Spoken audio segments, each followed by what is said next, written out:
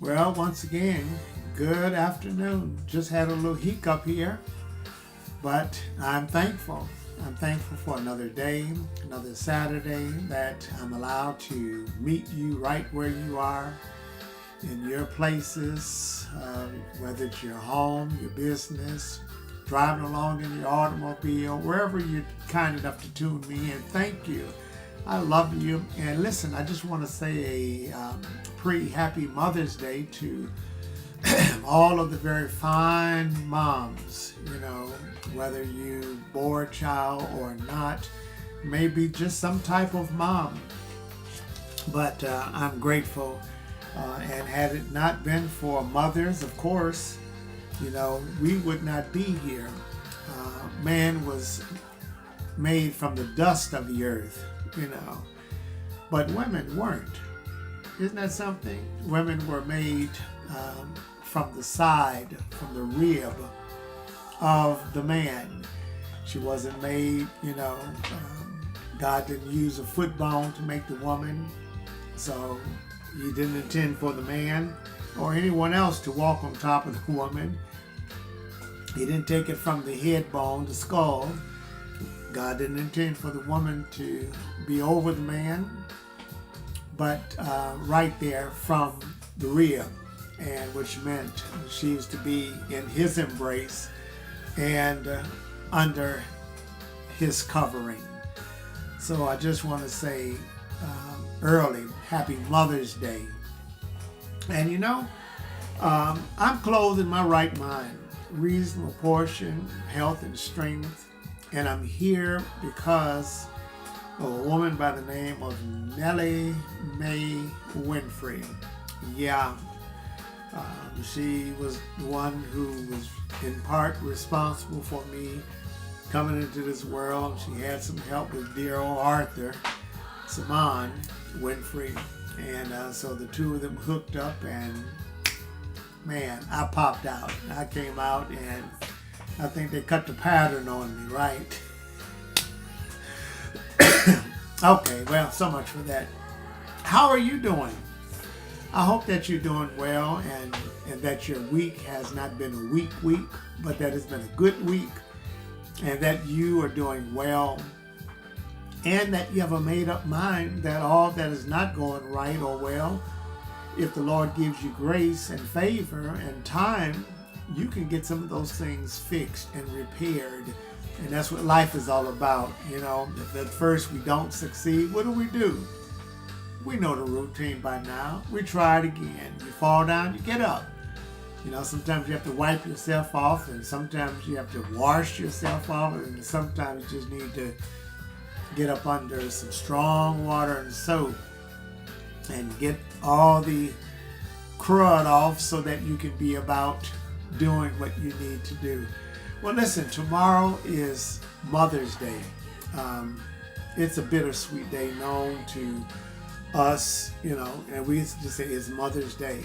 But the truth of the matter, every day is Mother's Day, right? And I want to ask you two questions. Where and in what surroundings are boys and girls likely to have the best chance to grow in wisdom and in stature and in the favor with God and man? The second question is this: what should a home mean? And I can tell you, it should mean security, it should mean participation, it should be loyalty, and it should be independence. Those are four words that summarize the meaning of what home is. And if these four are not there, then the home really isn't a home. It's probably just a house or just a little dwelling place. So let's look at these four words that I've summarized. And again, that's security, participation, loyalty, and independence. These four. Security, at one time, the outside was reasonably stable and secure. I do remember those days. Oh my God, how well do I remember? I remember when we were a lot safer as children in the neighborhood. We could go places, and depending on which neighborhood you went, because we grew up in a predominantly colored area, but there were other areas that we would go into, and sometimes we would get chased. They would sick their dogs on us. They would forbid us to even walk on the sidewalks, and tell us in so many words, you don't belong over here. So go back to, in other words, go back to your own Africa. But back in those days, children didn't have to raise themselves, and they didn't certainly have to raise their parents, right? There were recognized standards and values, and the world has since that time changed over and over again, and the world outside is now so insecure you just don't know if you're coming or leaving. Children are growing up now in fear. I can recall when I was young and my group, we used to say, when I get grown, I'm going to do this, I'm going to be that. Oh, I want to be that over there. I want to live over there. I want to have this kind of car, you know. Well, now children are saying, you know, if I live to get older, if I live to become an adult, right? That world that we once knew has changed so drastically. And the outside now is so insecure. Children are growing up afraid. You know, they're afraid in the home. They're afraid outside of the home. Friends are betrayers, and children really have no one to whom they can go to for help. There should be a place where children can find true love, peace, and security, and that place really should be the home. Well, that was the first word, right? Security. The second word is participation. Participation in what makes a person is what makes a person realize that they belong. It should also make them realize this, that they play a real significant role in the home. You know, not too much is done for him. You know, the sooner he can tie his own shoestrings, make his bed, brush his teeth, wash his body, take responsibility for his actions, then the better off that child is going to become. They will become a vital part in life and in this world. And whether he's an only child or one in a number of children, you should know that he counts, she counts for one person. So participation in the home must start early. You know, so many parents make the terrible mistake by saying, well, the child don't know how to do anything, and I've got to do everything for them. Oh, the child don't know how to clean, so I'll just clean it. Go outside and play. Child can't cook, so just go outside and play. Well, why don't you teach? Well, the time it's going to take me teach this child how to cook. I could have cooked the meal and served it 2 or 3 times. Well, that sounds good, but the child has to learn how to participate in the home. Participation is what makes them realize that they really belong. It should also make them realize that they play a significant role in the home. You know, excuse me, you can't do too much for them. Let them learn to do some things and make them responsible. The second word is loyalty. Loyalty should be to standards and goals in a culture, in morality, and even in religion. Loyalty, more than anything else, determines the quality of that individual's soul. A person is what they greatly love. Plato said these words, the soul is dyed in the color of its affections. In other words, there will be respect for the Christian church and the values for which the church stands. Will there be sympathy for the afflicted, and understanding for the stranger and for the foreigner? Will there be a calm and hopeful outlook on life? If so, you know where it takes place at? You know where it starts at? Doesn't start at church, doesn't start in the school. It starts in that place we call home. And listen, you can live as we did. We grew up in two sets of projects. But I can tell you, living in those apartments, that was a home. The third word I want to look at is independence. This is the last word. Some call it freedom. It's so easy and natural for parents to be overly concerned for their children and are now men and women. And sometimes there are parents who just don't let go, can't let go, refuse to let go. You know, that's going to always be my baby. Here your baby is 50 years old and you're still saying, this is my baby. And so subsequently, you're still having to do everything for your baby that's now 50 years old with a 2-year-old mind. And at the same time, it can be harmful and it can be wrong when you just keep your child at that very young age, even though they are grown and rusty now. So while crossing the streets, putting them to bed at night, giving them medicine, taking them to the doctor when they weren't feeling well, it could be that perhaps we forgot. You're right. Yeah, you could have forgotten some things. Forgot that during those years and times, you were training them to one day become independent. And so many parents have made this crucial mistake. They are not ready for their child to grow up, and their child is bucking. Let me out of this house. Let me out of this mode. I want my independence. And you should be saying, praise the Lord. Get your independence. Have your independence. Because now that's one less bell to answer for me.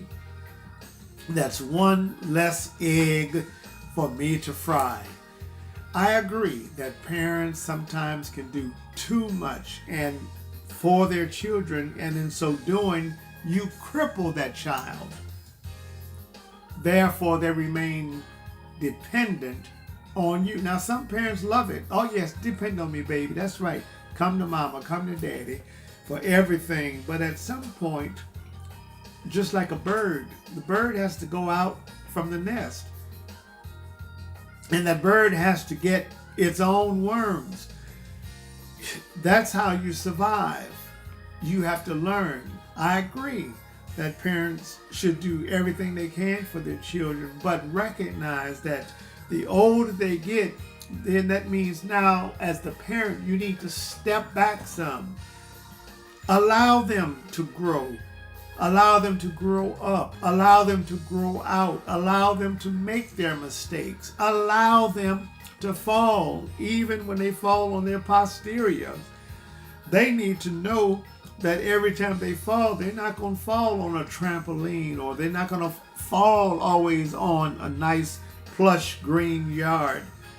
Sometimes their bottoms will hit the asphalt, right? Sometimes, depending on their movement, they may end up rolling and get really scarred. But that's all part of the learning process. Parents must recognize that the child has to one day assume responsibilities for their own life. And at the same time, parents have to trust their children to use those skills, that knowledge, the wisdom that they taught their child when they were children. When I look at the Gospel of Luke, chapter 2, and right there at verse 52, Jesus was at the age of 12, and he surprised his mother's unnecessary concern. You know, in the customs during Jesus' day, a Jewish boy underwent preparation for adult status in the religious community.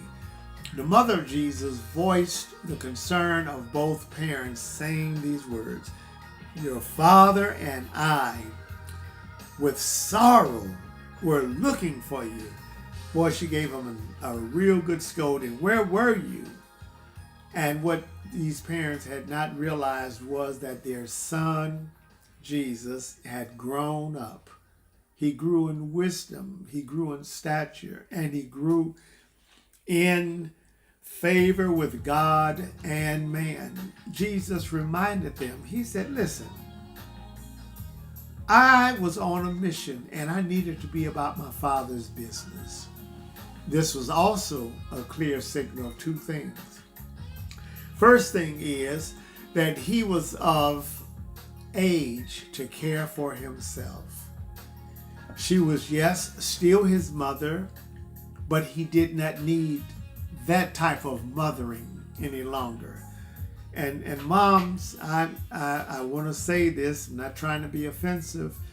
You should understand when your child has reached that point where they no longer need that type of mothering. You'll always be their mother, but there's a time when you should really just wash your hands and say, you know what, baby, I love you, but you're on your own now, and you need to put into practice some of those things, those lessons that I taught you.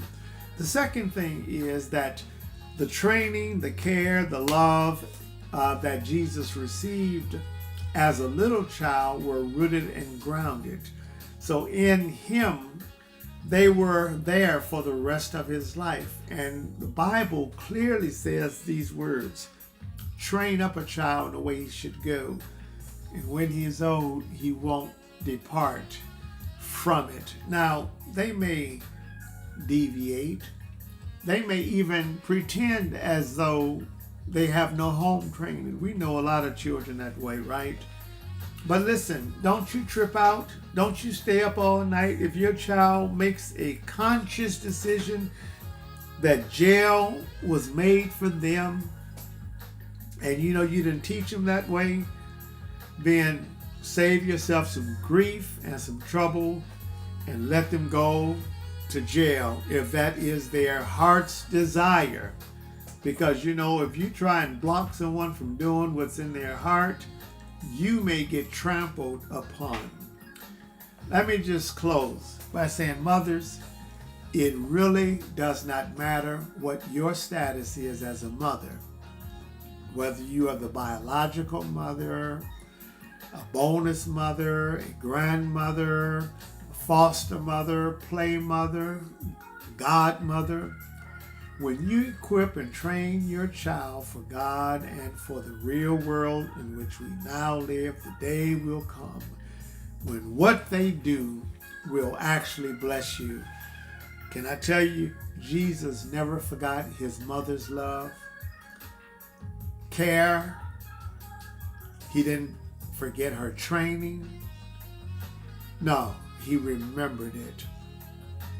And neither should we forget. We shouldn't forget those lessons that our mothers taught us and that they still teach us. Sometimes they're teaching us things from the grave, right? And sometimes we may not even have the biological mother, but we may have some other type of mother who cares for and loves us enough to speak truth to us no matter how much power we might have. Look at Jesus, who came through 42 generations, gave his life on Calvary, and now here he is suspended between two thieves, between heaven and earth, and he's dying for us. What does Jesus do?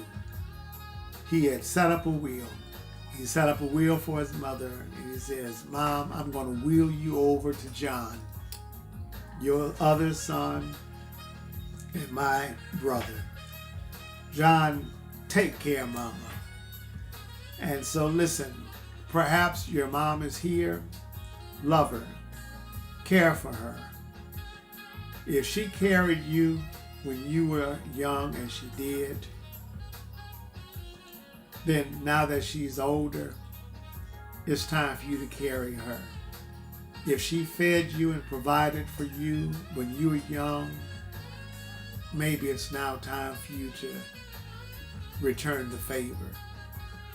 If she bought things for you that you enjoyed and loved, now that you're making your money, why not do the same? Return the favor. You know, you never go wrong loving mother and doing for her. And I've heard children say, my mama is a little, off now. She's got dementia. She's crippled. She's handicapped. She can't get around. Her eyesight is bad. Well, listen, what about all those years when you were just like that? She had to lead you around. She had to sign for you. You were late, she had to write you a note so that you can get in school. So don't forget the hands, right?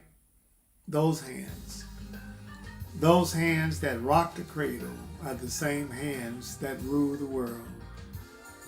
I don't know how you look at it, but I'm so glad that I got my mother in time. I'm so glad that I've got my religion in time. And I say, to God be the glory. And I pray as you go, and hopefully you will go tomorrow to your house of worship. Try not to use, I'm going to save a seat for all those other people who don't come to church but 3 times a year. Never mind about all that. Go and worship the King. Go and give him the glory and the honor that is due his name. And then don't forget, tomorrow as you go, maybe even today, you may be going to dinner. Listen, exercise some patience. You're going to those restaurants, don't, try to refrain from snapping your fingers at the server. Many of them are going to be tired, and many of them people will mistreat because it's Mother's Day. They want what they want, and they'll be disrespectful to someone else's mother, someone's sister, someone's wife, someone's daughter. Exercise patience. Be kind. Be pleasant.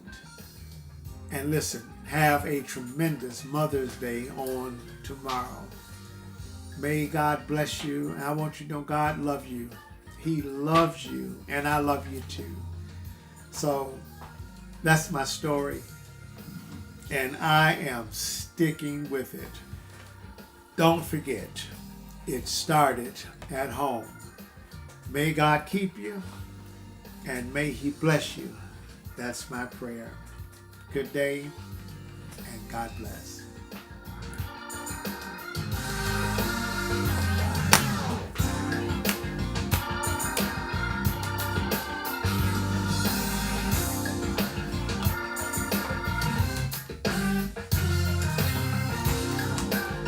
Yeah, I'm gonna let this play out, and then I'll get off.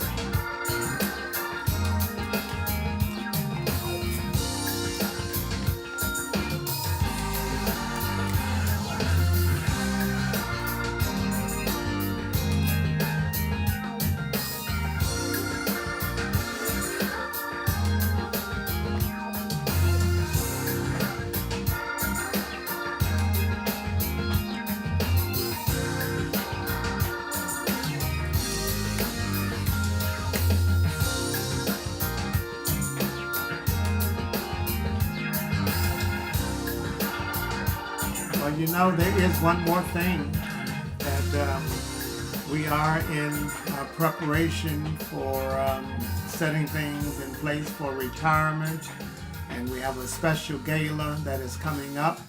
And I want to encourage you, if you're interested and want to know about my upcoming events as we prepare for retirement, go to this website. It's winfreyretirementgala.com. Again, that's winfreyretirementgala.com. And check it out and see if you'd like to participate. And you can do all that you need to do in terms of participation on that website. Again, that is winfreyretirementgala.com, all one word. Okay, until next time, make